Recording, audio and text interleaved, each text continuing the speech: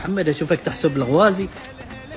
أنا أقول إيش هذا اللي قاعد يصير في البصرة يا جماعة، والله الذي لا إله إلا هو.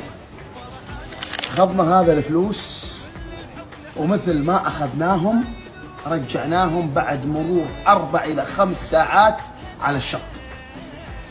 تعشينا وأكلنا الذرة وأكلنا الأكلة اللي ما أدري بنخي هذه الدنجو ما أعرف ايش يسمونها، وشربنا الشاي وشربنا قهوة. والله الذي لا إله إلا هو ولا واحد رضى ياخذ منا بيسة. إيش هذا الكرم؟